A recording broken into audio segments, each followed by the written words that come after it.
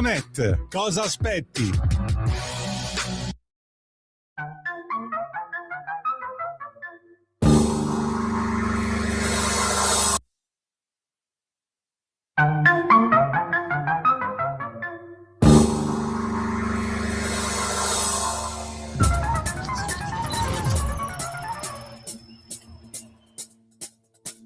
Va ora in onda Zoom, il drive time.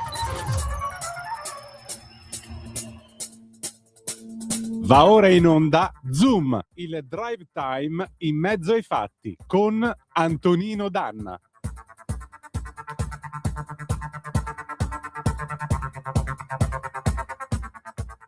Happy Christmas, Coco. Happy Christmas, Julian. So this is Christmas, and what have you done? Another year over, and a new one just begun. And so this is Christmas, I hope you have fun.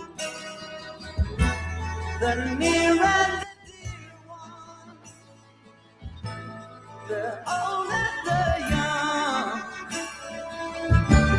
A very Merry Christmas and a Happy New Year. Let's hope it's a good one without any fear. And so this is Christmas, for weak and for strong, the rich and the poor ones. The road is so long, and so happy Christmas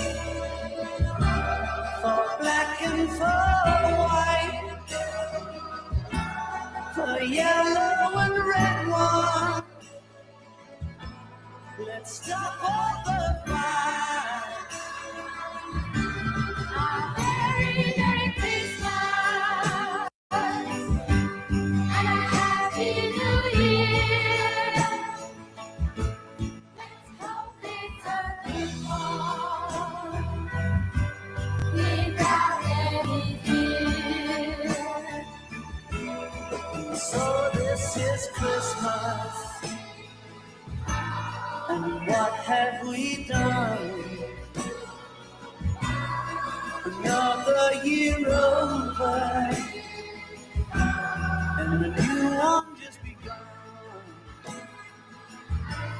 And I'm so happy Christmas, we hope you have fun. The near and the dear one,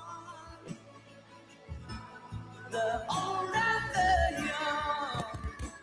Buonasera Antonino, a te la linea. Buonasera a te, cara la mia Natalia, e grazie per il tuo tempo e per la tua disponibilità, come sempre. Grazie per il lavoro che fai. Siamo arrivati in fondo a quest'anno. Oggi sono le 18:15 minuti e 44 secondi di questo martedì 23 di dicembre. Amiche e amici miei, ma non dell'avventura, buonasera e ben ritrovati. Siete sempre sulle magiche onde di Radio Libertà. Questo è Zoom, il drive time in mezzo ai fatti. Io sono Antonino Danna e questa è la puntata numero 1105 di quest'oggi.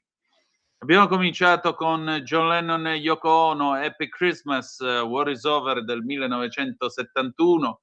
E ogni volta quando si arriva in fondo all'anno queste parole hanno il potere di commuovermi. A very Merry Christmas and a Happy New Year. Let's hope it's a good one without any fear.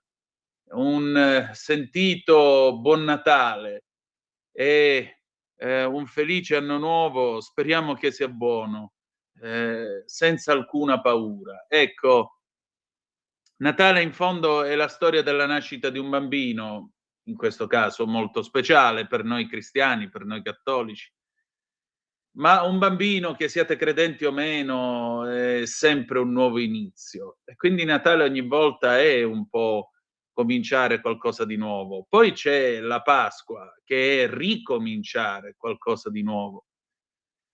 E nel cominciare qualcosa di nuovo, a maggior ragione, questo deve essere il tempo della speranza, il tempo della luce che batte le tenebre, specialmente in questo tempo così contorto che noi viviamo, specialmente mentre in troppi parlano di guerre, mentre in troppi parlano di violenza, mentre in troppi parlano di cose che francamente non vorremmo. Ora, io non mi voglio perdere nella chiacchiera da bar o in un pacifismo cattocomunista, non mi è mai appartenuto, non è roba che mi interessa. Dico solo che il mio augurio per voi è che sia un Natale di luce, di pace e di speranza. Questo è quello che auguro per tutti voi, alla luce di questo bambinello che viene ancora una volta al mondo. E per quante difficoltà voi stiate attraversando, mi rivolgo a chi mi ascolta e magari ha un problema di salute, un problema di soldi, un problema di lavoro nella vita, delle difficoltà. Ecco, a maggior ragione non smettete mai né di sperare, né tantomeno di credere nei vostri sogni. Non smettete mai di credere con forza nelle cose che più desiderate, perché solo con la perseveranza riuscirete ad ottenerle. Potrete incontrare giornate difficili, potrete incontrare il mare contro, potrete incontrare facce che vi diranno non è possibile. E voi perseverate lo stesso, perché si può vincere per un colpo di fortuna o perdere per un pelo, ma non è quello che fa di voi un vero vincente. È la perseveranza quello che fa la differenza. E anche se in quel momento non vi sembrerà di aver vinto, alla lunga sarete voi, nel giusto tempo, che otterrete tutto ciò che meglio avete sognato e che meglio vi siete augurati. E che io vi auguro profondamente in questa serata. Una cara Natalia, allora intanto buon lavoro, noi adesso però cominciamo la trasmissione, vi ricordo date il sangue, in ospedale serve sempre, salverete vite umane, chi salva una vita umana salva il mondo intero. Secondo appello radiolibertà.net, fesso chi non lo legge perché vi perdete un bellissimo giornale online dove ci sono i Liberamente il direttore responsabile Giovanni Sallusti, gli Autodafè di Giulio Cainarca, la rassegna stampa di Semivarin, videopillole e molto, molto altro ancora. E con questo, bella gente, noi passiamo a 340-670-9659 per le vostre zappe o WhatsApp che dir vogliansi, le aspetto qui stasera con voi e il telefono 0292947222 quando ve lo dirò io.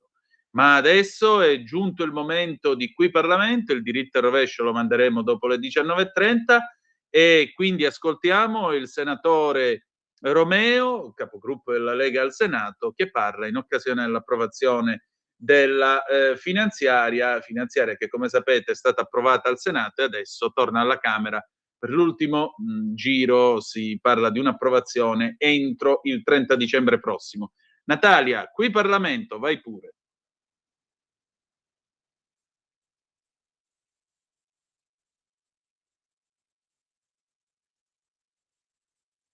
La Lega e il capogruppo Romeo.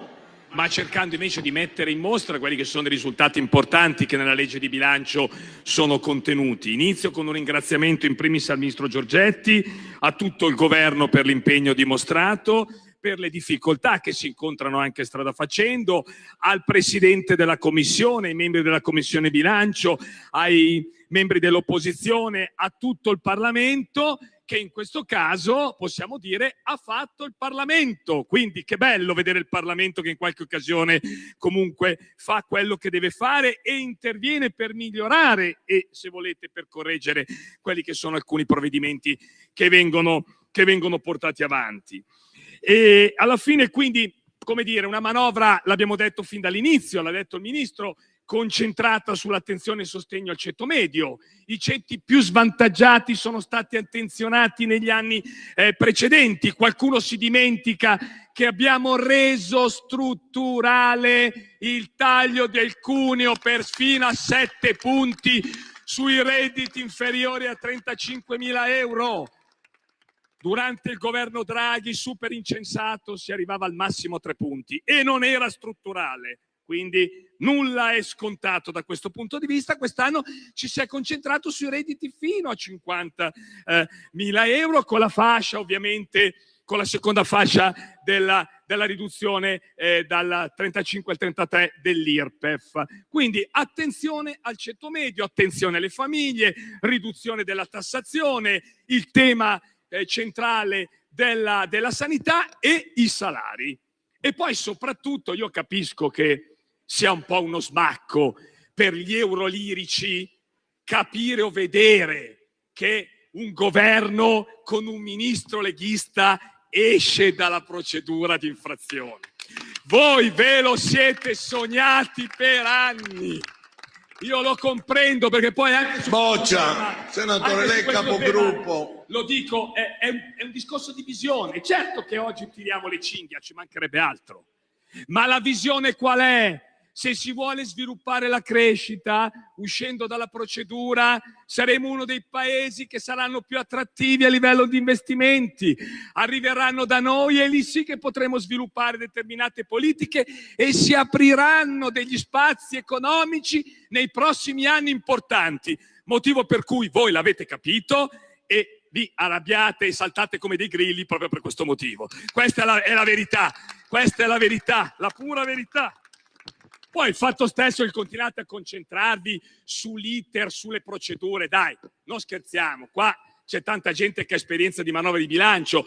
Tutte le manovre di bilancio hanno sempre avuto, per tradizione, soprattutto negli ultimi passaggi, quando ci sono le coperture da fare, delle sorprese, delle retromarce. Ogni governo ha passato questo momento. Sapete, la vecchia locuzione latina diceva in cauda venenum, il veleno sta nella coda, è lì che arrivano le sorpresine all'ultimo momento, bisogna solo stare un pochettino più attenti ai dettagli.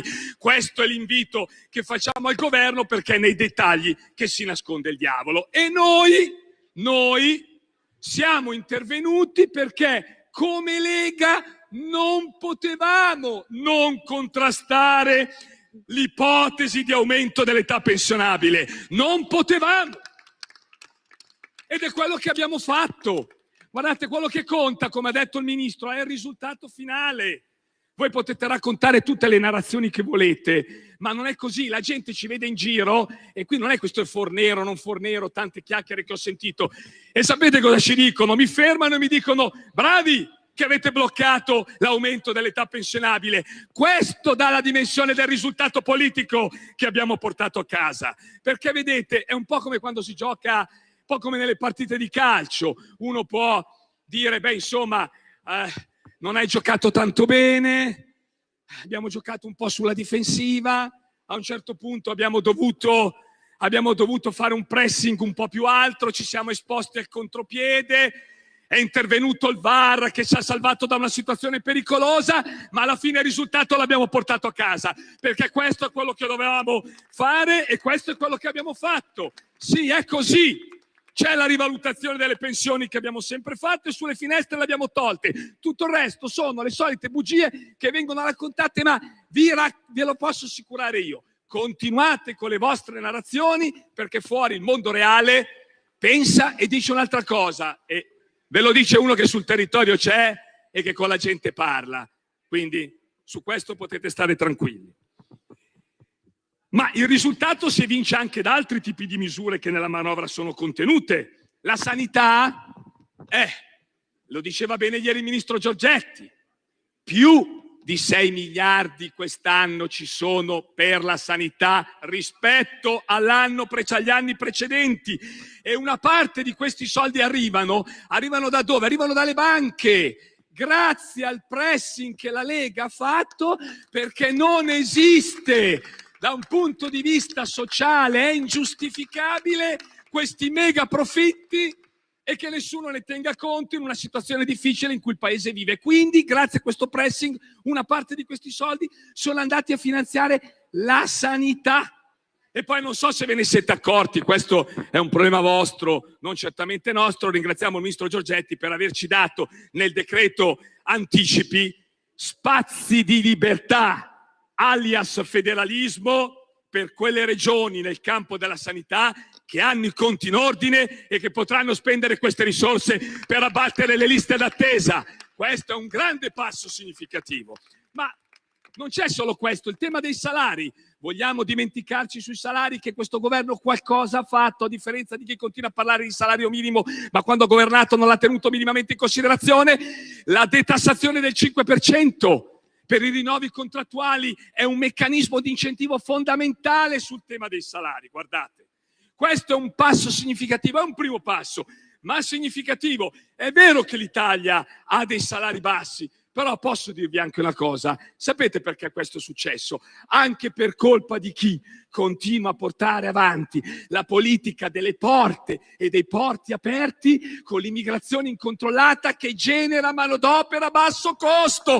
Andateglielo a dire a Landini e alla Schlein che una delle cause principali è proprio questa, magari sicuramente voluta.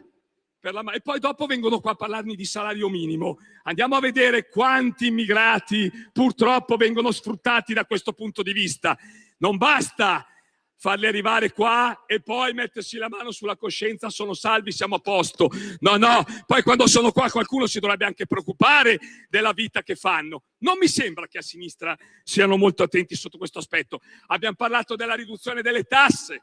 La riduzione delle tasse, perché con l'aliquota IRPEF qualcuno ha detto che riduciamo le tasse ai ricchi. Signori, perché il beneficio andrebbe fino a 200.000 euro. I ricchi, stiamo parlando di artigiani, partite IVA, impiegati, professionisti, coloro che questo paese lo mantengono. E ricordo ancora che grazie al loro lavoro, ai loro sacrifici, che vengono pagati i dipendenti pubblici e vengono pagati anche i politici. Forse è meglio che qualcuno se lo ricordi, motivo per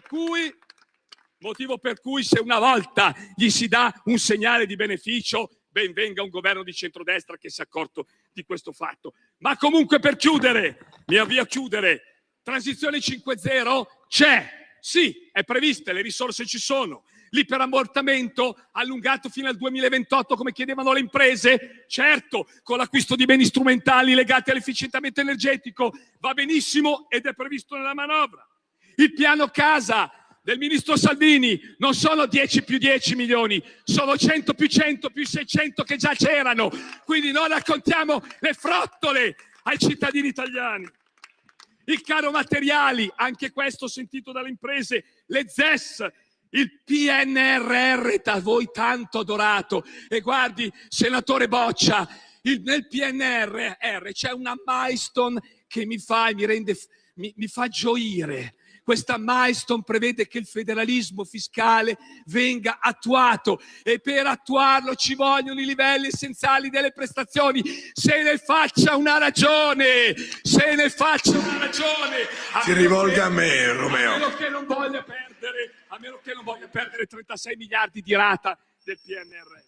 Gli emendamenti approvati nella manovra di bilancio, alla fine, chiedo scusa Presidente, chiedo qualche secondo in più, approvati su vari temi, sulla sanità, la battaglia per tutelare le TV locali dai possibili tagli, ne abbiamo fatte tantissime, c'è il discorso quote latte, i voucher per l'agricoltura, ci sono un sacco di misure, i frontalieri, alla fine che anch'essi sono stati inseriti con un emendamento del governo per fare in modo che i soldi restino sul territorio, perché la Lega è il partito del territorio. Chiudo rapidamente sul tema spese per la difesa.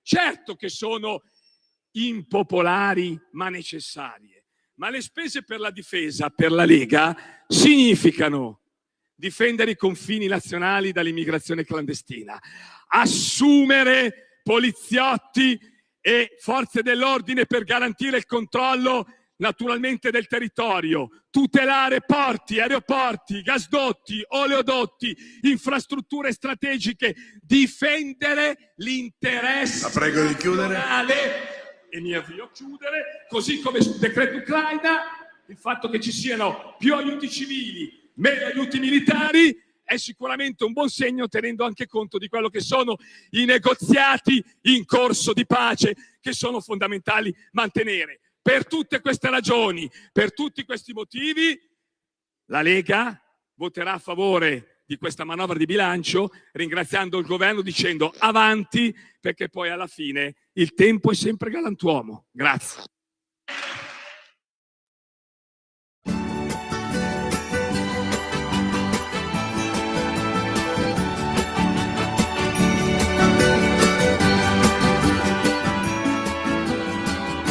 Feliz Navidad, feliz Navidad, feliz Navidad, próspero año y felicidad.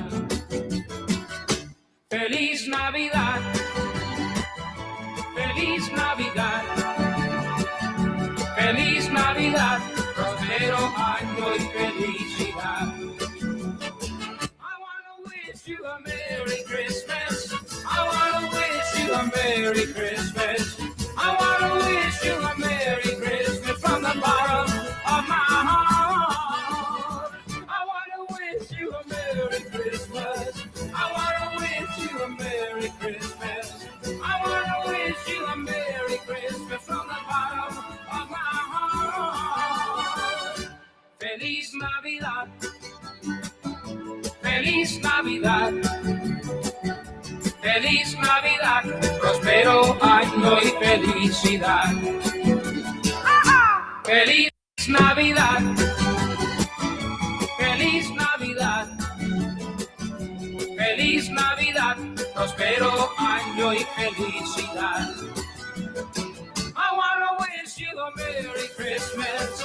I wanna wish you a Merry Christmas. I wanna wish you a Merry Christmas. Nuova voi la linea. Grazie cara Natalia, alle 18:33 minuti e 45 secondi sulle magiche onde di Radio Libertà. Questo è sempre Zoom, il drive time in mezzo ai fatti.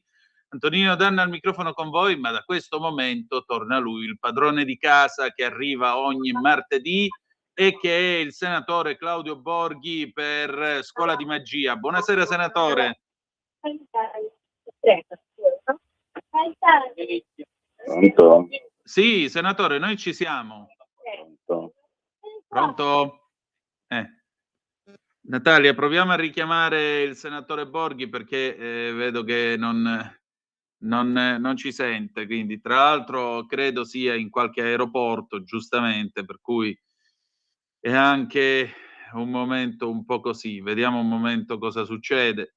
Questo è il bello della diretta, del resto il Senato ha votato la, come si dice, ha votato la finanziaria oggi pomeriggio, quindi è pure giusto che a un certo punto uno vada a casa. Vediamo un momento se riusciamo a riagganciarlo. Nel frattempo diamo un'occhiatina alle agenzie. Allora, senatore, c'è? Sì, ci sono.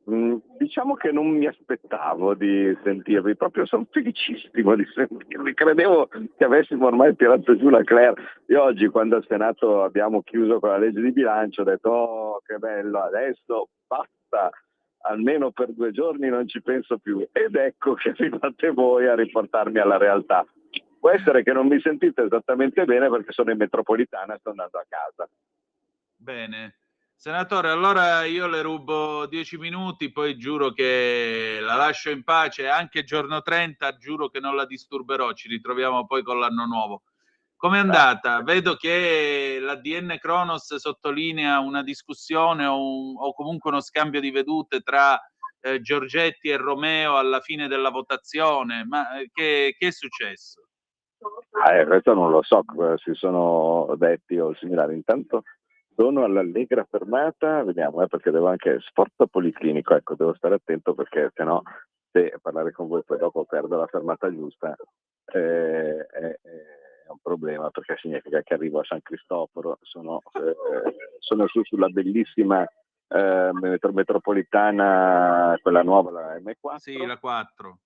Esatto, sì, e quindi quindi non lo so sinceramente cosa si siano detti, se si sono detti qualcosa Giorgetti e Romeo. L'unica cosa che so è che oggi finalmente, dopo un percorso che è stato, come noto, piuttosto travagliato, la manovra di bilancio è stata approvata in Senato, adesso quindi manca soltanto il passaggio alla Camera, che però è formale, perché è evidente che la Camera non potrà toccare neanche una virgola, no, di questa legge, perché se lo dovesse fare dovrebbe tornare al Senato e significa che si va all'esercizio provvisorio, e non mi sembra il caso. Quindi purtroppo da un po' di anni a questa parte, vale a dire dal 2018, e me lo ricordo bene perché c'ero io, come Presidente della Commissione Bilancio, si è persa l'ottima abitudine di fare 3 letture in modo tale che tutti e 2 rami del Parlamento potessero dire la propria. E quindi diciamo che se è chiusa qui, la legge di bilancio non verrà più modificata, e quindi il passaggio che i colleghi deputati, che credo ci abbiano tirato tante di quegli accidenti sufficienti per farmi andare su tutte le bucce di banana da qui ai prossimi anni, perché illusi speravano, no, che noi gliela potessimo dare in tempo in modo tale da finire per il 23 dicembre, invece così non è stato.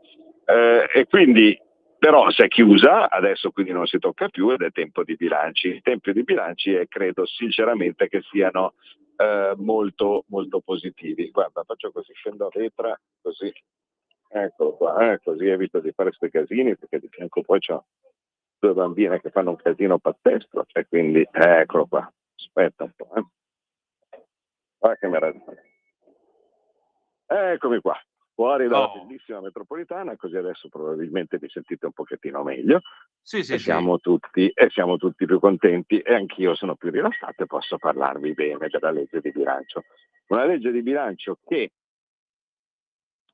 come probabilmente sapete, ha ricevuto tutta una serie di assalti che sono stati, direi, respinti in modo cortese ma fermo, ecco, dal vostro amato o odiato, dipende da voi, insegnante di magia, che insomma in quanto esperto di trucchi magici era un po' difficile prendere e fregarlo, no? Cioè non è che io sono lì e non mi accorgo che una volta le chiamavano le manine, comunque vabbè, diciamo che qualche tecnico del ministero, con la scusa di dire vabbè, ma tanto sono delle coperture puramente figurative, che problema vuoi che sia, o similari, continuava a tentare di ficcarci dentro aumenti dell'età pensionabile, o addirittura camuffati, diciamo, in 2 modi, l'avete visto, no? Erano camuffati da una parte nella disattivazione dei riscatti della laurea, che quello era proprio, secondo me, una delle idee più scombiccherate che ho potuto vedere, perché voi immaginate uno che magari aveva pagato, non so, 30-40 mila euro, in certi casi anche di più, per riscattare gli anni della laurea e poter andare quindi in pensione anticipata, che gli veniva detto che non valeva. Ma secondo me questo poi veramente dava mano al porcone, no? E tanti saluti. E poi un'altra roba pessima, che erano le famigerate finestre mobili, vale a dire che un'altra idea sinceramente degna di Galvani quando torturava le rane, che è che quando uno va in pensione smette di lavorare, e dal momento in cui ha smesso di lavorare al momento in cui comincia a ricevere la pensione passano mesi, no? Ma scusate, anche lì non è che ci vuole un genio per capire che la gente non vive di fotosintesi clorofilliana, no? Cioè se tu non stai più prendendo lo stipendio, e in molti casi non si prende neanche, per esempio gli statali o similari, non si prende neanche subito il TFR. Se tu non prendi lo stipendio e poi e devono passare mesi prima che tu prenda la pensione, ma di che cosa credi che campi la gente? Ma io veramente, per carità, ogni tanto qualcuno mi guarda con oggi com'è che mi definivano sul Corriere della Sera, ogni volta che faccio qualcosa che gli dà fastidio al palazzo, al sistema o similari, mi fanno un articolo per prendermi per il culo.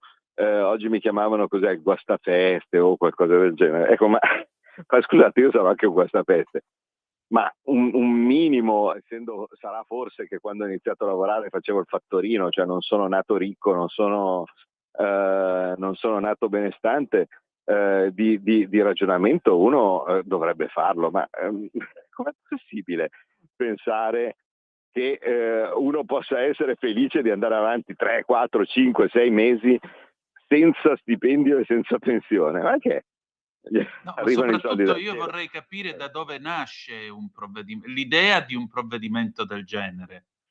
Ma Cioè allora, vuol dire essere fuori dal quello che mi è stato mondo. data come spiegazione era che tanto in ogni caso erano delle cose di un lontano futuro e quindi bisognava trovare delle coperture quali che fossero, no?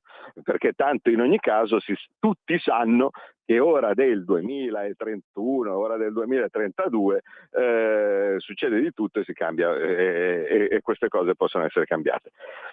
Ora, magari è anche vero così, no? Però questo è indice di una mentalità di chi non ha idea di cosa vuol dire essere anche, diciamo, la vita quotidiana, no? Perché io mi rendo conto che se tu sei magari, che ne so, l'alto dirigente del ministero, fai un lavoro difficilissimo, per carità, cioè nel senso, io figurati, prendere e mettere mano a tutte le cose lì attuariali delle pensioni per vedere cosa c'è, bisogna essere dei tecnici di altissimo livello, quindi, perché quella delle pensioni è scienza arcana, vi assicuro, non è che sia così semplice prendere e mettere assieme tutti i numeri, tutte le proiezioni in modo tale che tenga un sistema dove ci sono milioni di persone che ricevono denaro dallo Stato. Io posso assolutamente capire che stiamo parlando di persone di altissimo livello e altissima professionalità, ma tante volte sei di altissimo livello, di altissima professionalità e forse ti sfugge che c'è una vita reale, insomma, no? E ci sono delle persone dove l'idea di dire ma tanto una posta tecnica, perché lo so io come funziona, no? E quindi adesso lo mettiamo così, poi dopo domani lo togliamo, no? Così via, tipo laboratorio, ha dietro dei messaggi che non si possono dare. Cioè, io come rappresentante dei cittadini non lo posso dare il messaggio che anche semplicemente a livello di ma sì, guarda, lo appoggio qui, poi tanto lo cambio dopo, non va bene. Io come esempio di solito faccio il seguente. Dico, ma supponiamo che uno parli così, no? In generale dice, guarda, di questo passo, no? Se andiamo avanti così, per il 2040, così bisognerà buttare a mare l'1% della popolazione. Tu lo ascolti e dici, boh, cioè, non credo che la gente si allarma, no? Perché dice, vabbè, tanto da qui ora del 2040, sai che cacchio cambia, no? E poi, però se tu lo stesso messaggio lo dici, tipo, ma guarda, da qui al 2040, se le cose non cambiano, bisognerà buttare a male tutta la parte della popolazione che ha il cognome che comincia con la D. Vedi che Tonino Danna a un certo punto dice, cazzo, ma perché proprio io? È un po' diverso, no? Cioè, una cosa è ma sì, in futuro, cioè, io non capisco veramente come non si possa, ed è una cosa che insomma sono discorsi che farò se per caso mi chiederanno la mia opinione in futuro. Se tu dici una cosa generica, dici, no, ricordiamoci che per il futuro questa norma potrebbe anche dare degli oneri e quindi insomma facciamo dei monitoraggi per vedere come vanno le cose, no? E similari. Ma prendere e assegnare un onere subito sulla fronte di una persona, tipo per esempio appunto quelli che hanno riscattato la laurea oppure quelli che ricadrebbero in quel periodo, no? E che quindi si troverebbero ad avere appunto senza pensione e senza stipendio per tempi lunghi. Ma la gente si allarma. Perché, perché invece di essere una questione di così larghi principi, significa che c'è il mio nome scritto sulla lavagna dei cattivi, e a un certo punto sono cose che non sono tollerabili. Quindi insomma mi spiace che appunto con un minimo di rudezza, perché io lo so che la gente non vuol vedere litigare, no? Io insomma è una cosa che ho benissimo presente. Dice: voi siete i miei rappresentanti, siete la mia maggioranza, sono contento che ci siete voi invece di esserci la sinistra, e dovete andare d'accordo. Questa è una cosa che ce l'ho ben presente.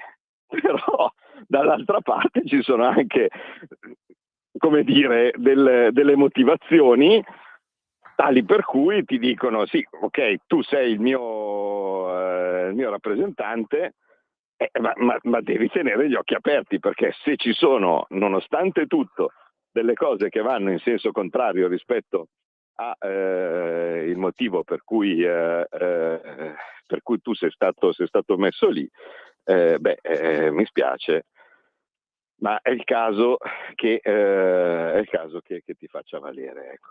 E infatti ho fatto così e spero di aver fatto la cosa giusta. Non so. L'importante, insomma, che di queste cose sono state assolutamente tolte, quindi qualcuno ha detto: ah, vale solo per il futuro, ma anche lì un'idea, io non lo so chi la possa dire, ma scusa, ma se il riscatto della laurea, allora mi accorgo di aver fatto un errore, no? Sì. Ti accorgi con le cattive, perché a un certo punto c'hai uno della commissione bilancio, perché vedete, e questo anche qui dovrebbe essere chiaro, io non conto niente, no? Io, Claudio Borghi, senatore, non conto niente. Quante volte ve l'ho detto? L'ho scritto sul mio libro, no? E così questo tipo. Dice: il senatore, il deputato non conta nulla, non ha un potere diretto, no? Cioè non è che io posso dire: bah, vabbè, spostate l'aiuola, cambiate il colore, così tipo. Quelli li fanno gli assessori, magari, Certo. c'è anche l'assessore di un comune, ha un potere più alto rispetto a un deputato o un senatore, perché ha la diretta responsabilità di poter fare delle cose. Viceversa, il senatore o il deputato non ha nessun potere, ma ha un voto. E quando arriva il momento in cui il suo voto è decisivo, ecco che si vede a cosa serve il senatore e il deputato.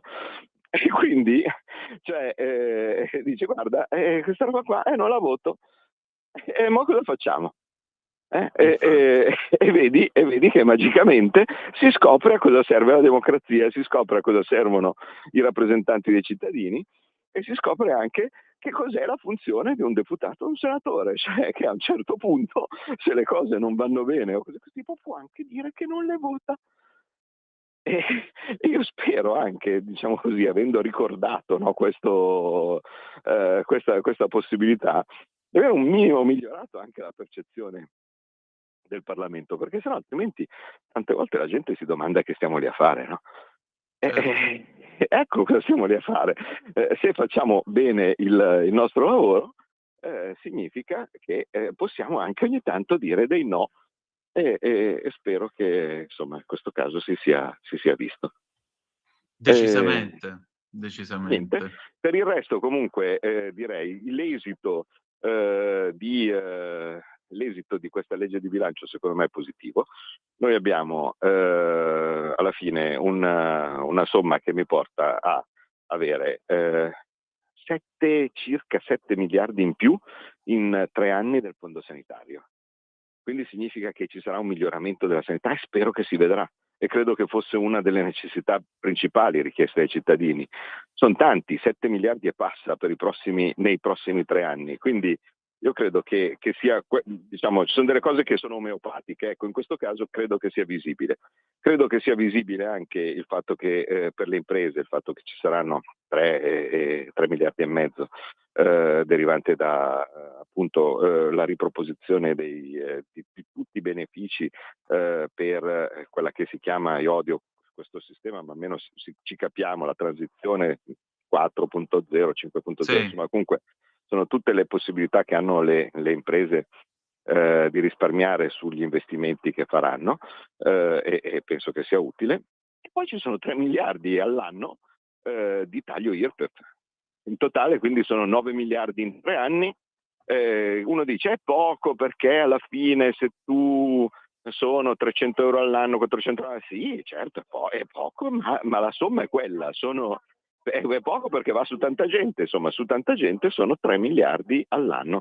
Scusate un secondo, mi date, ti inventi un secondo una cosa da dire, che devo controllare una cosa. Ecco sì, Aspetta. no, nel frattempo intanto possiamo anche aprire il telefono allo finito. 0292947222 se Antonino, volete scusa. essere dei nostri. Sì, Ecco, no, ci sono, scusa, perfetto. nessun segreto. Stavo passando semplicemente dal panettiere perché avevo prenotato le cose per la vigilia e se non le ritiravo, ma invece sono entrato e mi hanno detto che le hanno già ritirate. Quindi bene. bene così. Bene. Che si mangia per la vigilia, senatore, se non siamo indiscreti? No, guarda, io non lo siete. A me piace tantissimo un tipo di panettone gastronomico che fanno a questa panetteria qua vicino a casa mia. Tipo presente le fettine, no? Sì, sì, Ogni fettina uno ha i gamberetti, l'altro c'ha sì. è proprio buono e lo prendiamo da sempre e quindi ci tenevo a ritirarlo, ma evidentemente l'hanno già fatto. Bueno. In generale, cosa si mangia nel periodo di Natale? Cosa fate? Le lasagne, il salmone? Da noi perlomeno per la nostra famiglia, è la tradizione del tortellini. Ah, Noi facciamo buono. i tortellini in brodo per qualcuno e con la panna per altri. Hai capito? No, io li preferisco con la Io nello panna. specifico preferisco con la panna, un po' di pepe sopra, mi piacciono da morire. Ecco, col pepe mi Derivavano mancavano. probabilmente dal fatto che quando ci trovavamo tutti assieme per Natale a casa dei miei nonni sul lago, Sì. c'era il mio zio. Noi siamo più o meno tutti lombardi, ecco, in famiglia, però c'era lo zio invece che era di Modena. E quindi portava i tortellini fatti da sua mamma, che erano, vi posso assicurare, indimenticabili. E allora da allora, proprio come tradizione, insomma, noi a Natale facciamo sempre i tortellini. Senatore, c'è Berengario al telefono, lo Eccomi. prendiamo? Berengario, ciao, bentornato. Buonasera dottore, grazie. Allora, io saluto di cuore anche il senatore perché ascolto tutte le sue puntate ovviamente quando posso ascoltare con la radio, le sue puntate della Scuola di Magia, però la domanda mia era, così faccio presto, la domanda mia era legata alla questione del riscatto della laurea. Era una domanda legata al fatto che il calcolo che fa l'INPS è sul presunto reddito. Io sono 25 anni più o meno che lavoro, quindi secondo l'INPS dovrei guadagnare un sacco di soldi, cosa che non è reale.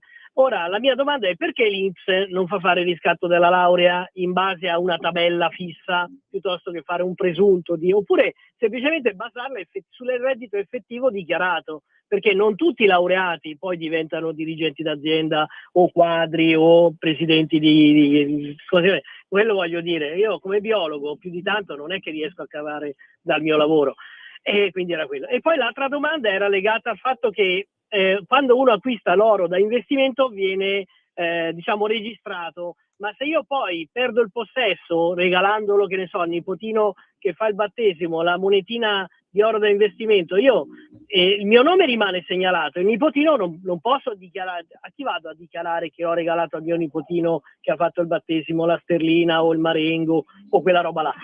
Queste due domande qui. Se io ascolto per radio, tanto ho un sacco di tempo ancora prima di tornare a casa, sto finendo di lavorare ora. Grazie, buona serata e tanti auguri di buon Natale e buon anno. Grazie. Anche a te, Berengario, ciao. Senatore.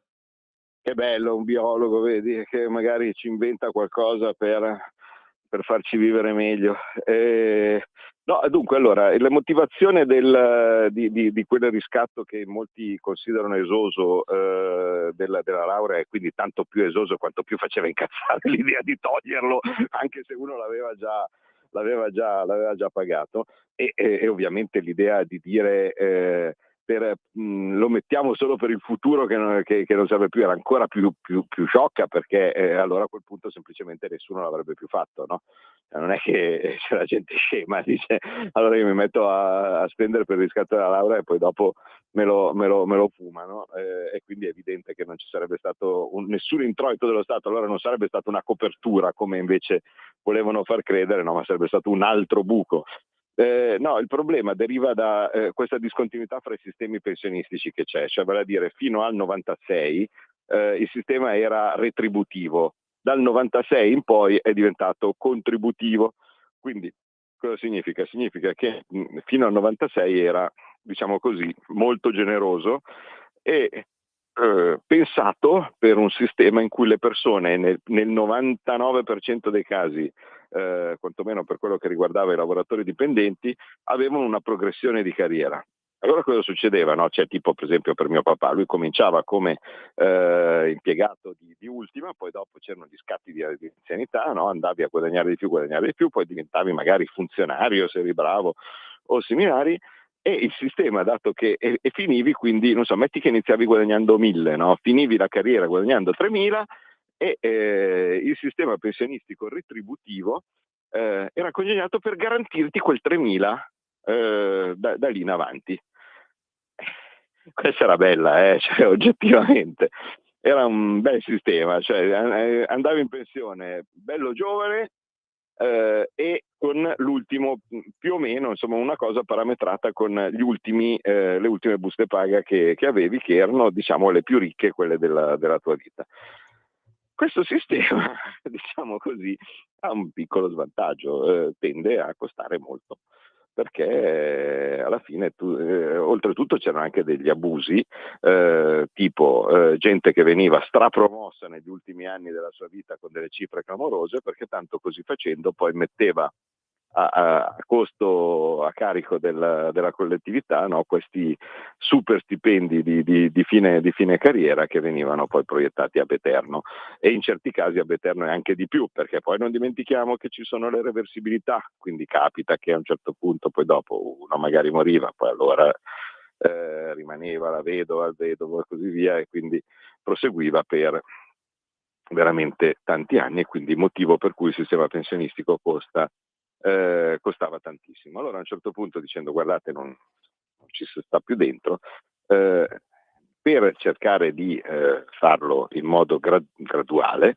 e secondo me è stata insomma non sbagliata, ecco, rispetto a idee sceme tipo la Fornero, che all'epoca invece avevano messo in condizione centinaia di migliaia di persone di non avere anche lì né stipendio né pensione, no? Perché la Fornero, vi ricordate cosa aveva fatto? Aveva abolito le quote. No? La gente ragionava con le quote, cioè tanti anni contributi, tanti anni di età, e quindi diceva io guarda, sulla base delle quote l'anno prossimo vado in pensione, e quindi magari faceva un accordo con la società, no? E similare, oltretutto erano anche anni un pochettino difficili, perché stiamo parlando del 2011, c'era appena stata la crisi del subprime e similari, magari c'erano tante aziende che facevano degli accordi con le persone che stavano per andare in pensione, no?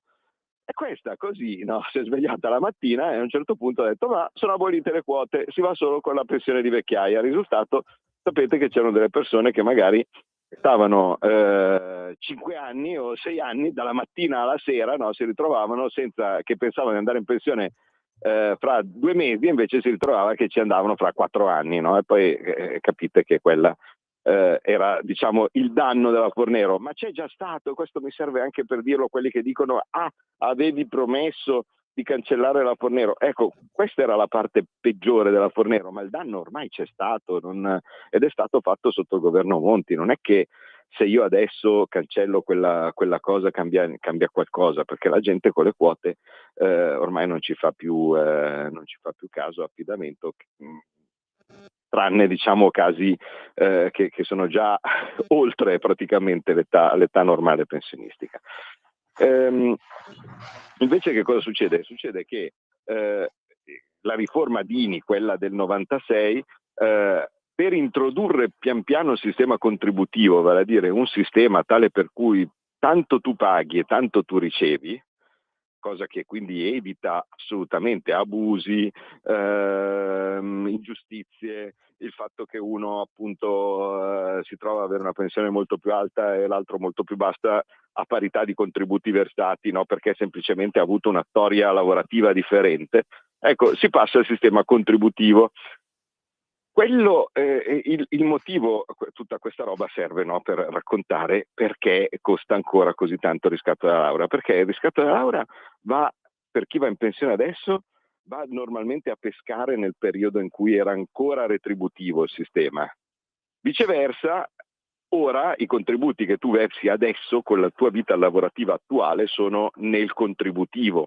E allora cosa succede? Il sistema INPS, per evitare che uno riscattando gli anni di laurea, no, ottenga un effetto sull'effettivo assegno molto più alto rispetto a quello che dovrebbe essere il valore semplice secco della contribuzione, ti mette questo valore stimato del costo del riscatto della laurea, e in certi casi diventano delle cifre importanti. Nel momento stesso in cui tutti avremo il contributivo, questa cosa non ci sarà più. Suggerisco, così comunque in ogni caso uno così almeno sa di che morte devo morire, di scaricarsi l'app dell'INPS. È abbastanza facile, ti fa una proiezione, ti dice quanto potrà essere il tuo assegno alla fine quando andrai in pensione, sulla base delle diverse scelte che potrai fare. Quindi purtroppo è così, cioè nel senso fa dei conti, perché alla fine vuole evitare che il riscatto della laurea diventi distorsivo, proprio per il fatto che ci sono due sistemi differenti che coesistono. Per quanto riguarda invece l'oro da investimento, effettivamente è un po' una cretinata dal mio punto di vista andare lì a insistere sulle tasse sull'oro. Infatti avete visto che quella roba di cui si è parlato tantissimo prima della legge di bilancio, vale a dire affrancare l'oro in modo tale da poter fare, alla fine non è stata fatta, perché oggettivamente è molto complicato pensare di utilizzare una cosa che è fungibile, cioè una monetina è quella lì, non è che c'è scritto che su il nome della persona, e quindi prendere e dire io allora faccio un affrancamento, allora dico che questo è il prezzo attuale così poi posso venderlo.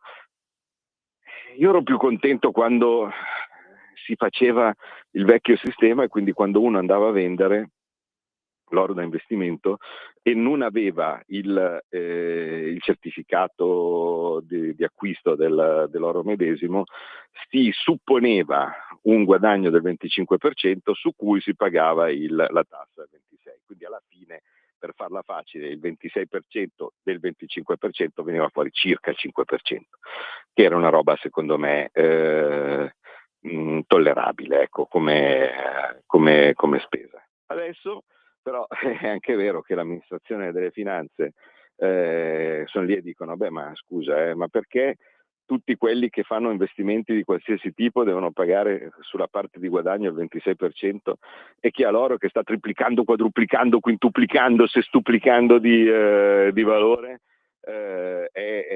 alla fine paga delle cifre irrisorie.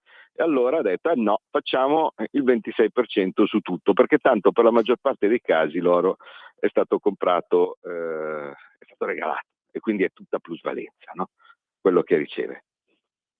Secondo me è ingiusto, e anche secondo me aggirabile, perché senza star lì a dire niente di sconosciuto, cioè sai, io sono di Como, tutti sanno che in Svizzera invece questa tassa non c'è, no? E quindi finché sono quantitativi piccoli o similari, uno dice sai cosa c'è, guarda, se tu mi tiri su troppo la tassazione qui in Italia, io piuttosto, guarda, prendo, sai cosa c'è di nuovo, finché si sta nei limiti consentiti, no? Perché si parla di non più di 10.000 euro, perché altrimenti devi dichiararlo ovviamente alla dogana.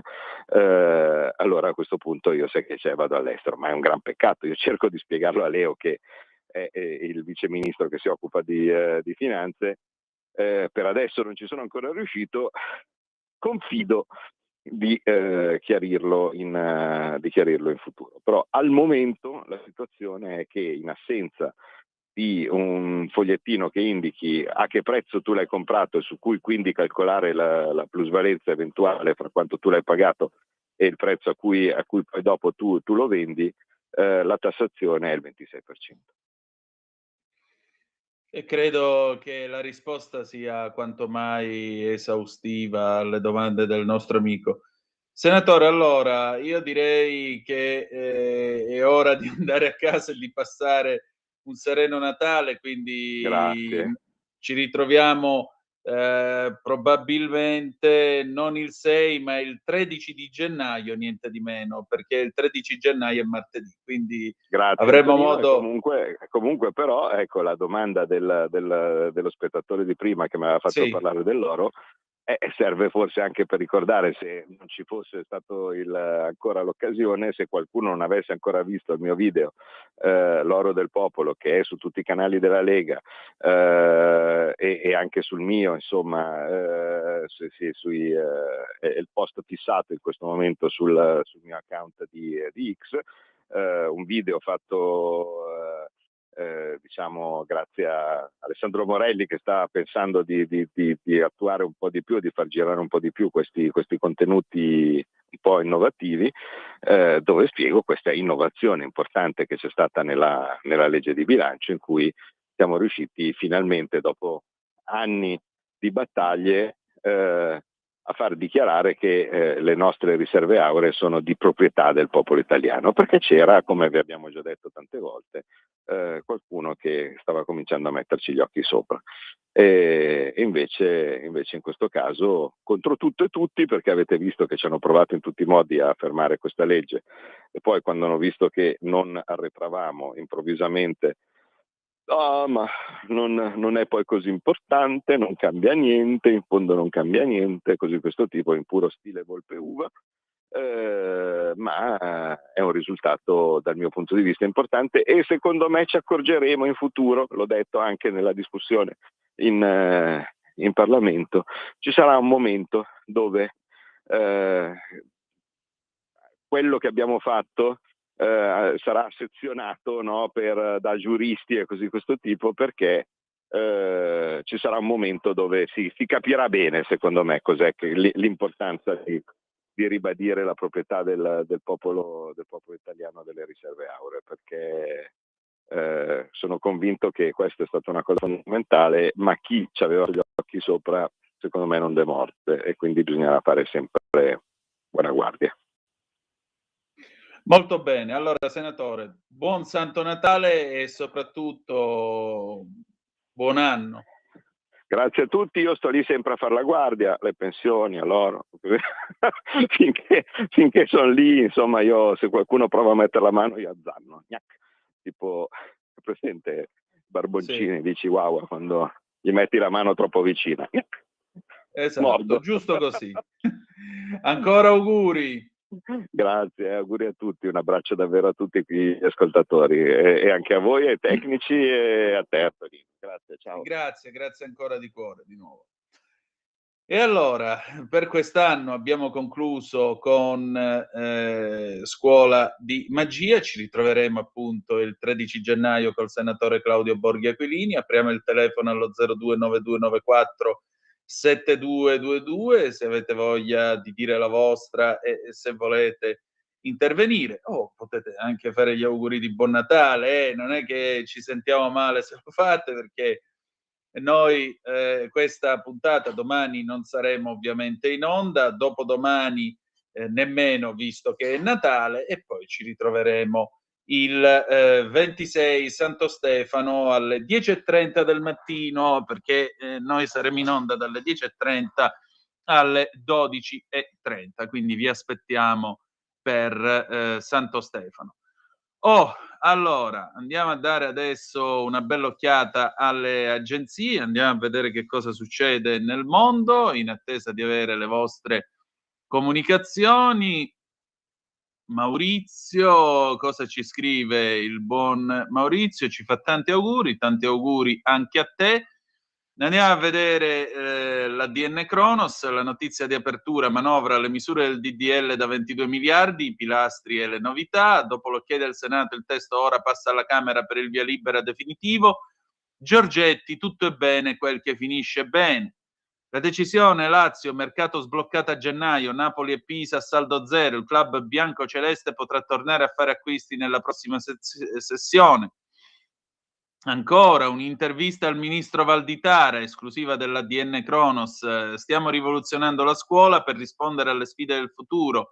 Il ministro dell'istruzione e del merito, vogliamo una scuola costituzionale che metta al centro la persona di ogni studente, che ripristini il valore della responsabilità individuale, abbia una concezione positiva della meritocrazia, intesa come dare meglio di sé con l'impegno.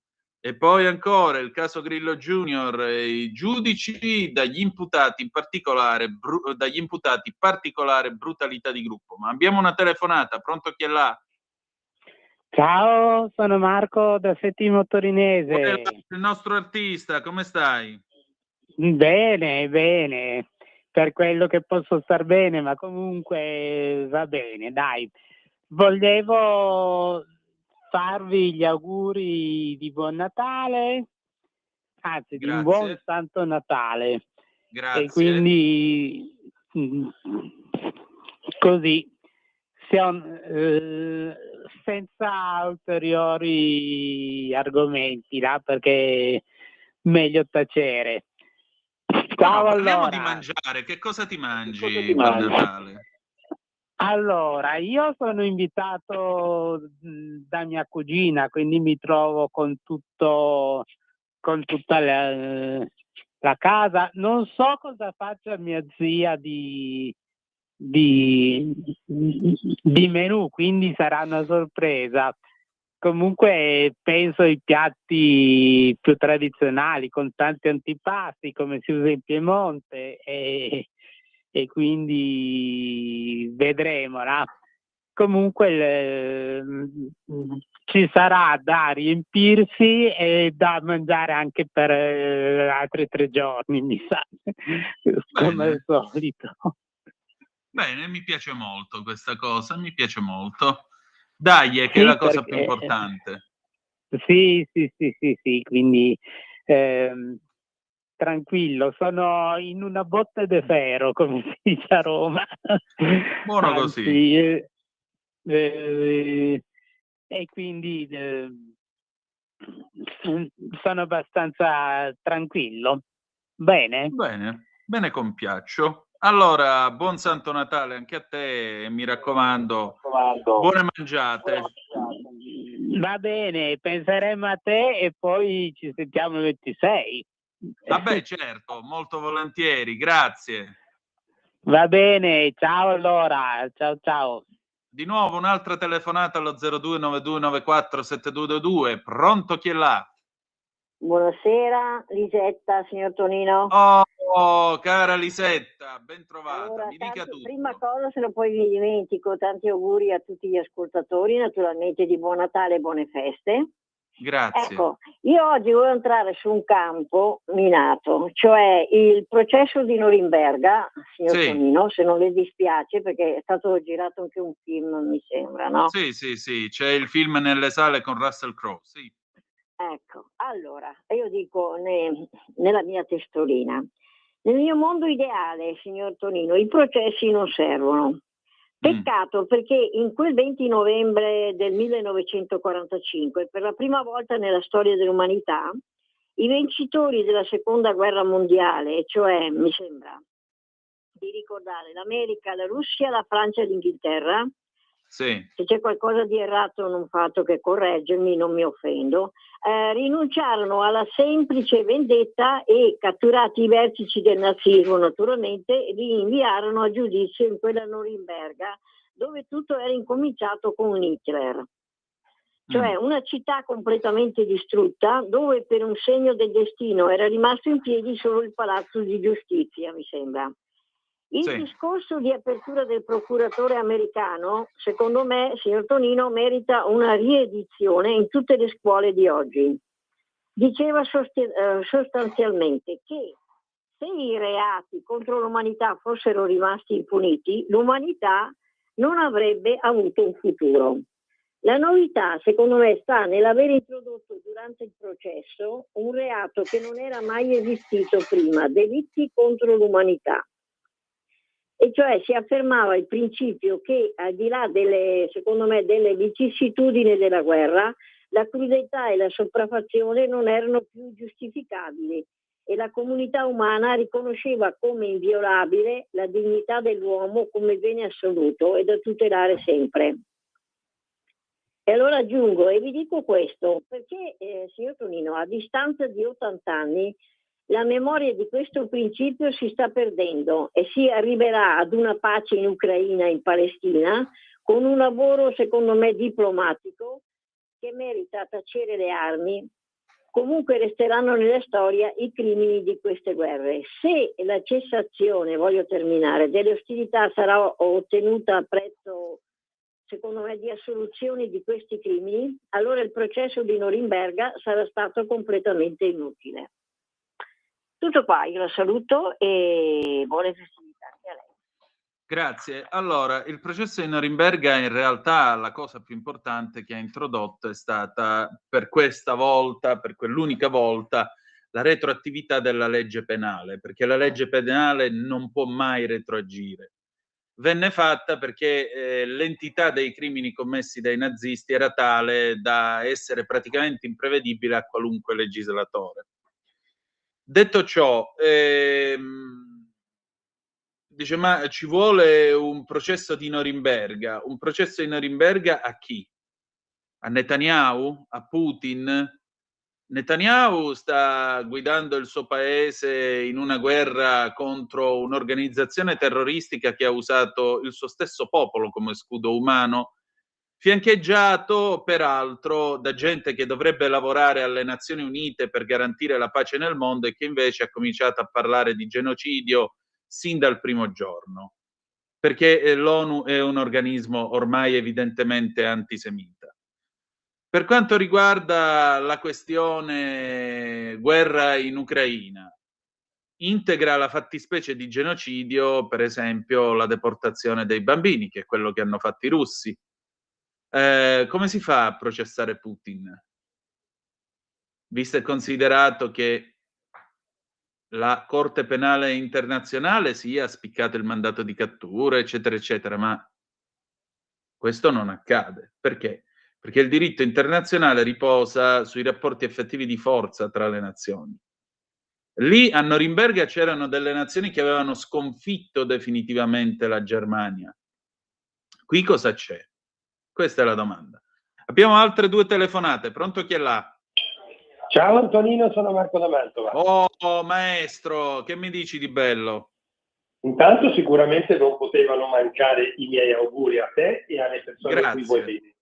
Grazie, anche e a poi, te. visto che hai aperto con il mio omonimo di Torino il discorso di cosa si mangia a Natale, quest'oggi non voglio parlare di politica o altro, voglio parlare di quello. Ti posso dire che domani sera a casa mia si mangia di magro, presumo anche a casa tua.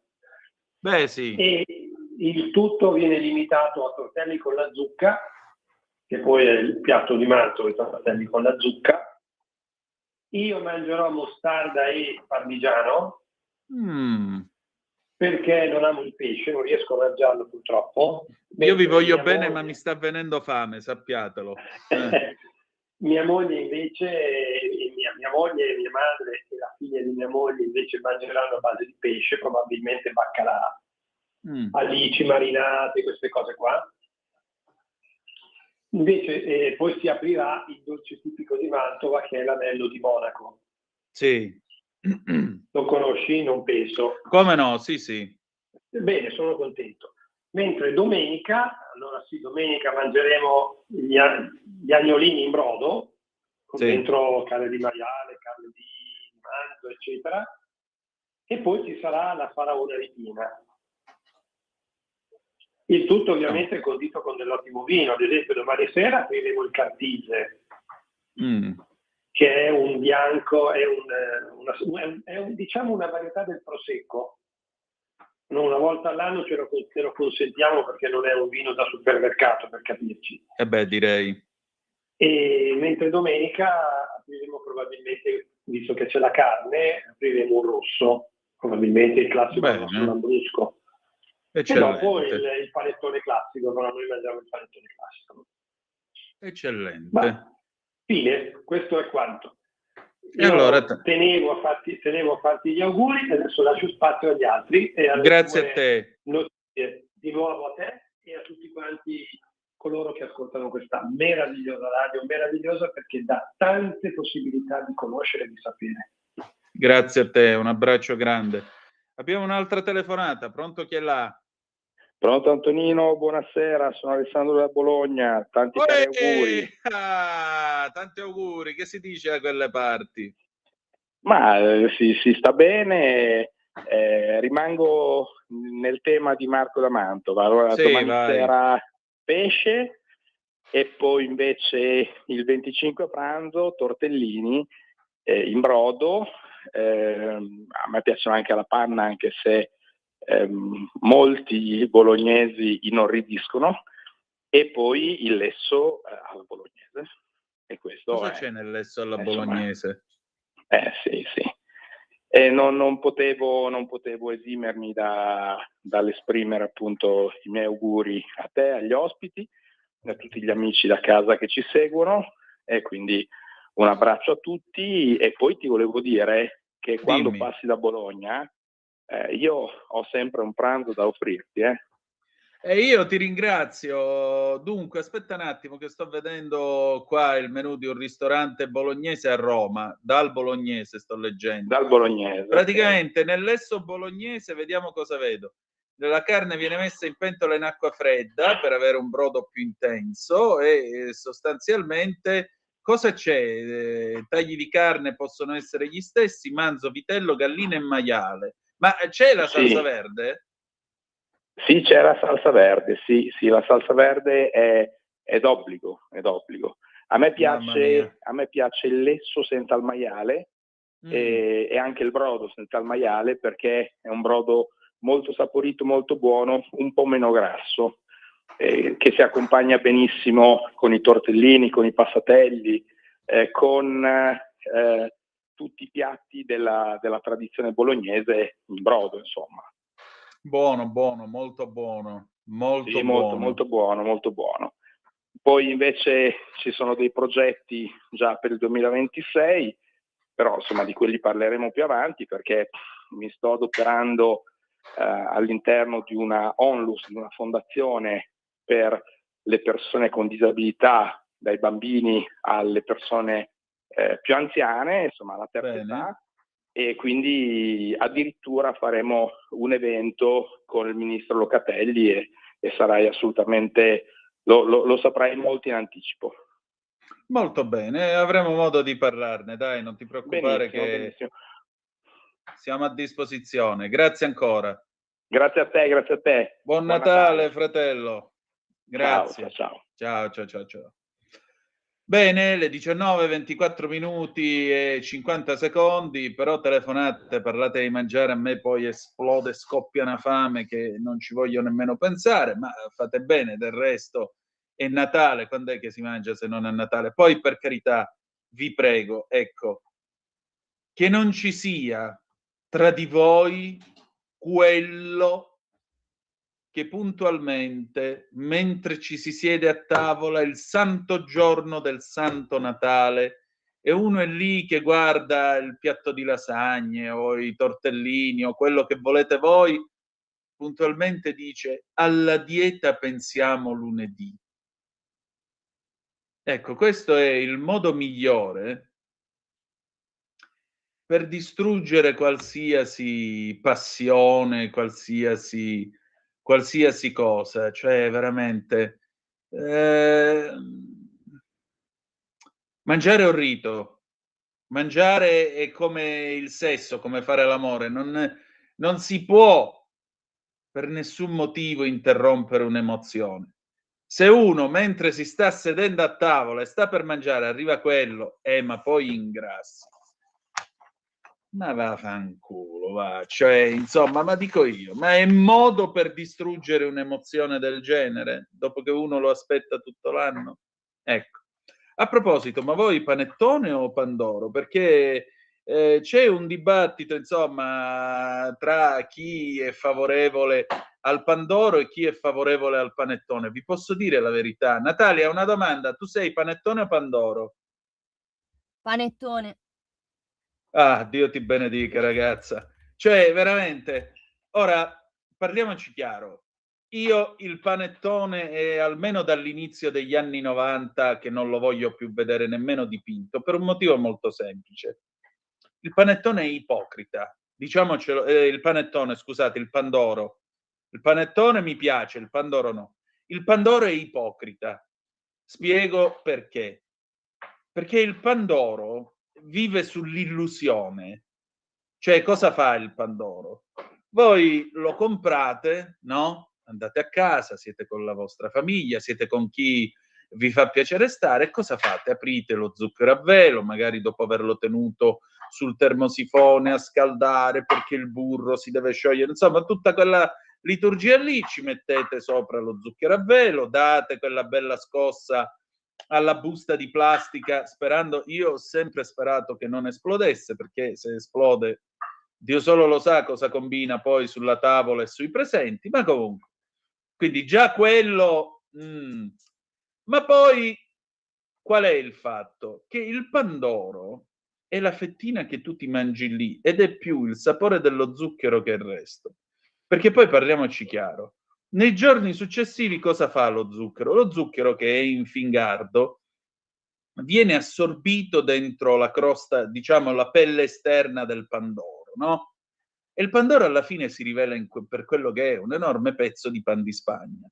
Per cui se voi provate a inzupparlo nel latte, quello zucchero che nel frattempo è affondato dentro il pandoro, lo rende di fatto impermeabile. E rendendolo impermeabile, nel momento in cui voi ve lo mettete in bocca, schizza latte da tutte le parti. Quindi, primo, diciamo, logisticamente non è un granché. Come Galateo non è un gran bel vedere nemmeno a colazione, quando uno comunque non è certo in giacca e cravatta, per cui... E poi c'è un'ultima cosa, nei giorni successivi, sempre quell'infingardo dello zucchero coagula e va a finire sul fondo. Com'è il fondo del panettone? Sempre scuro. Del pandoro, scusate. Invece il panettone è bello perché è ricco, e poi è bello perché tu gli levi il pirottino tutto attorno anche da sotto, fai a fettine ed è tutta subito goduria, pulita, efficace, efficiente, cioè ragiona con pulizia, proprio alla milanese. Ah, e ti mangi una bella fettazza di panettone. Ma vogliamo parlarne? C'è una telefonata, pronto, chi è là? Buonasera Antonino, sono Fausto, mi sente? Sì, perfettamente. Ciao Fausto, dimmi. Beh, allora, innanzitutto volevo farvi gli auguri di buon Natale e di buon anno che verranno. Auguroni. E io invece vi sto ascoltando dalle terre fasciste ungheresi, mi trovo vicino al lago Balaton. Oddio e passerò tutte le feste qui, però d'obbligo in cucina tutto italiano. E Orban lo invitate a tavola o resta e guarda da fuori? Orban guarderà da fuori, no, è tutto in famiglia perché io ho la compagna ungherese e quindi abbiamo 2 bimbe, quindi passiamo il Natale così, insomma, tutti in casa. Fate bene, è una bellissima cosa, poi lo passate in famiglia, in santa pace, senza scassaballe che si vedono una volta l'anno e vengono di solito con lo scopo di fare rissa, quindi va benissimo così, guarda. Ma certo, anche perché ho già organizzato non un barbecue esterno, ma un pezzo dell'Etna, c'è su di tutto, e quindi lì ci si sfoga, anche perché devo ammetterlo, la carne di maiale che loro allevano allo stato brado esterno, non in allevamenti chiusi, è qualcosa di favoloso, insomma. Però sto maialetto ungherese è tutto da scoprire, insomma.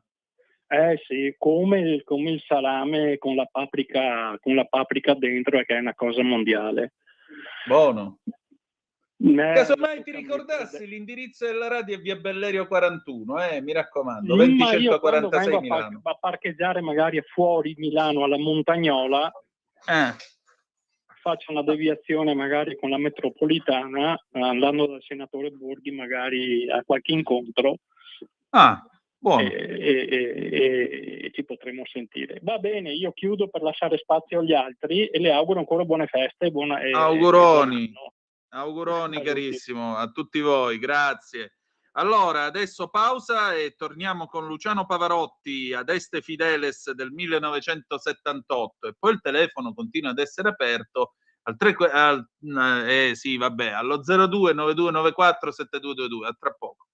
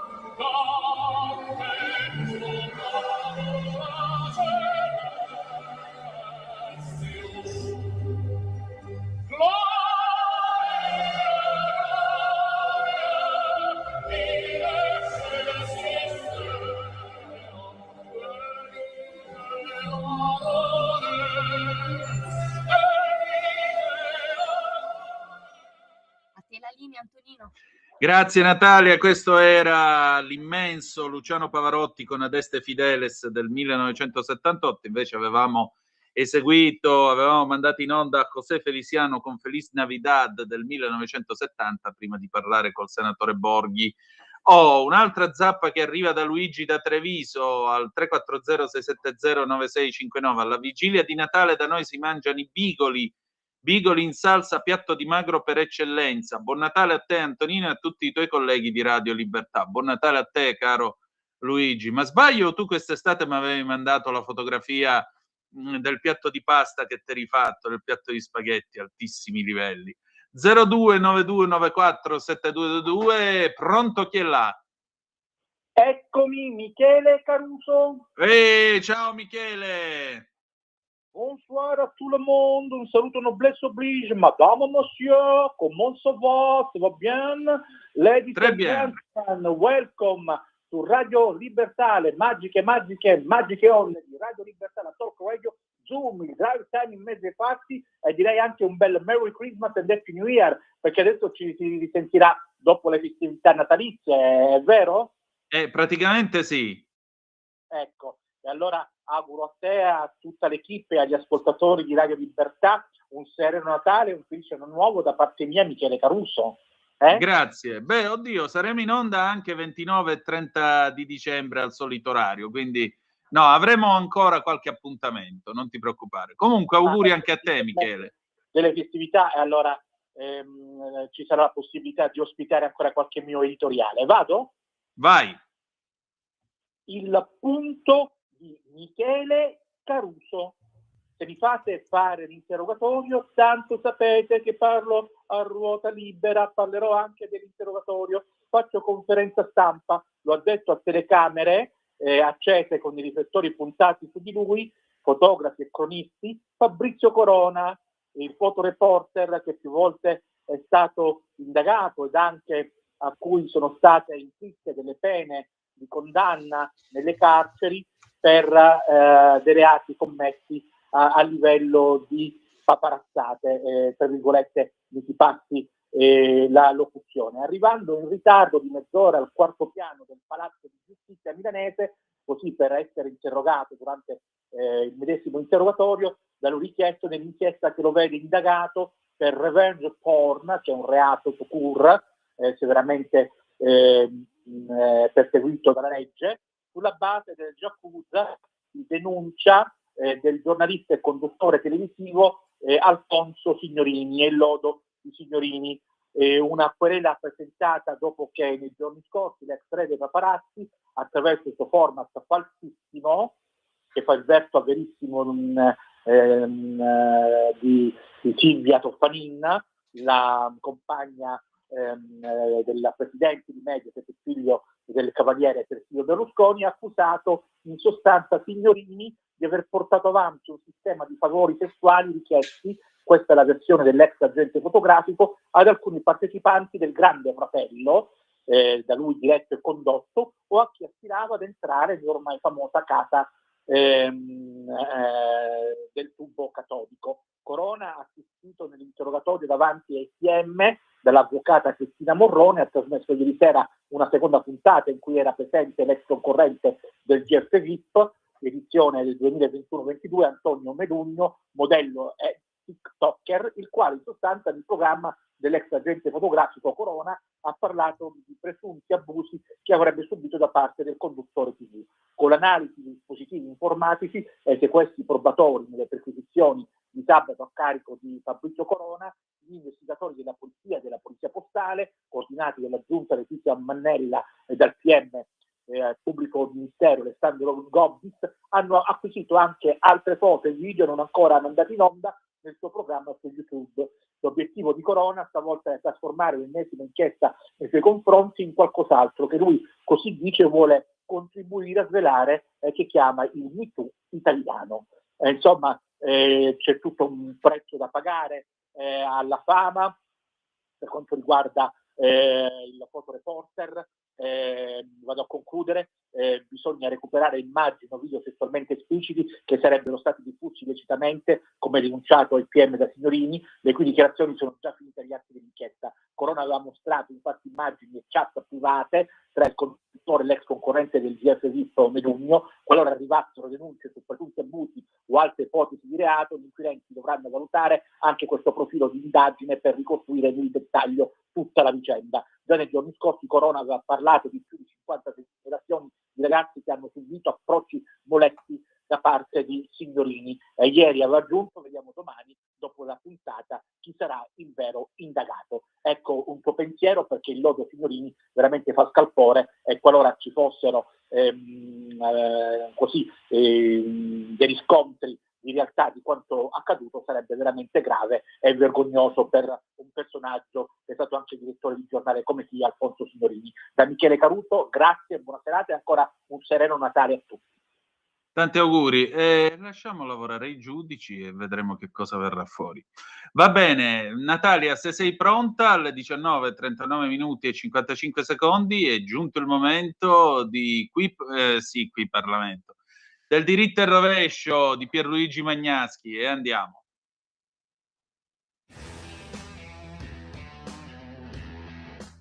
Finalmente parole di ragionevolezza sugli immigrati in Italia. Non le dicono i politici, né i sindacati, né gli amministratori locali, né gli intellettuali impegnati, ma lo dicono gli industriali emiliani che di fronte alla rissa ideologica fatta solo per sollevare polveroni su questo argomento hanno avanzato una proposta pratica, intelligente e di buon senso. Infatti Sonia Bonfiglioli, presidente di Confindustria Emilia, che comprende le aziende di Bologna, Modena e Ferrara, e che è a capo dell'azienda metalmeccanica di famiglia fatta di 17 stabilimenti produttivi sparsi nel mondo, 5.000 dipendenti, di cui 1.500 nella sede storica di Calderara in provincia di Bologna, ha messo sul tavolo 250 proposte di assunzione.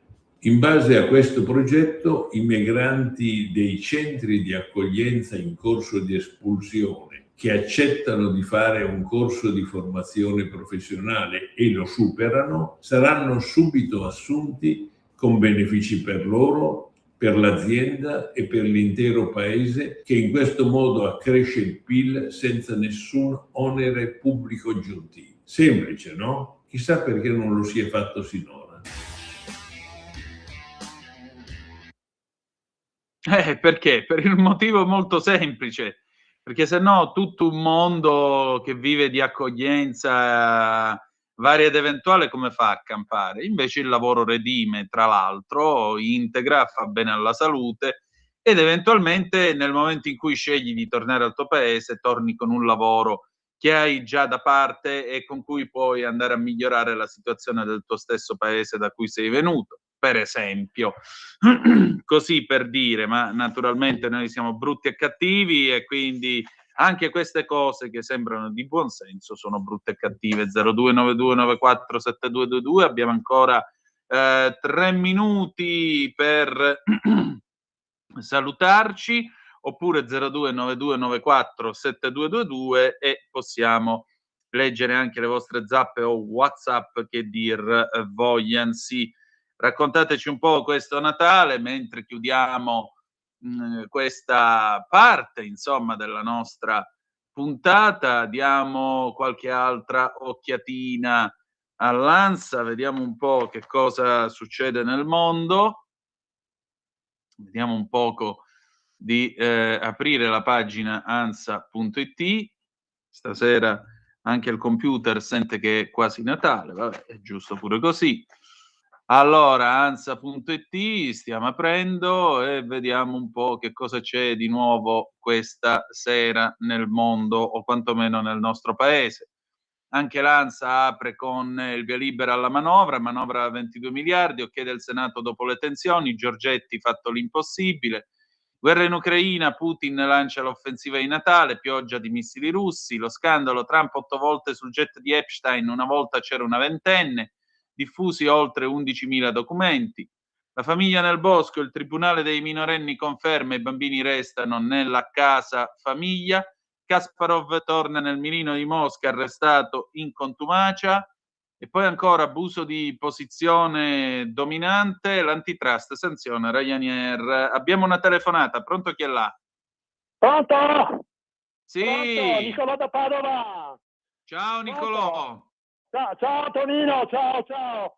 Intanto ti seguo, ti ringrazio, guarda, per le puntate che fai, perché in qualche modo tu ci permetti in qualche modo di metterci in comunicazione, no, con tutto il resto del paese, anche con la parte meridionale, capire, il sud, e quindi io ti ammiro, telefono da Paolo, tu sai che il nostro referente, il nostro simbolo è Sant'Antonio, no? E certo. Aspetta che chiamo Antonino in qualche modo, perché grazie. Anche lui richiama questo spirito, capisci? Io ti ho chiamato perché il Natale è sempre visto come questa riunione di famiglia, attorno alla tavola, il cenone, il pranzo, però io voglio risvegliarvi in qualche modo a chi mi ascolta anche quello che è il significato del Natale, che è una rinascita, una nuova nascita. Io auguro a tutti quanti che sia una nascita, un rinnovamento per tutti, che possiamo ritornare a credere nelle cose importanti, un messaggio soprattutto nei confronti delle persone di pace, questo dobbiamo fare, risvegliare nelle persone, questo deve essere il messaggio che io mi sono sentito, insomma, ecco, di comunicarti in questo momento, va bene? Ciao Antonino, auguri tanti a cari tutta la tua famiglia, auguri a anche tutti a te. Tramite Radio Libertà, ciao, auguri, grazie. buon Natale a tutti. Grazie, e allora direi che possiamo chiudere con questo bell'augurio la nostra trasmissione. Domani non saremo in onda, il 25 è Natale, noi ci ritroveremo venerdì Santo Stefano il 26 di dicembre alle 10:30. Con me ci sarà il nostro Lorenzo Viviani. Grazie per essere stati con noi.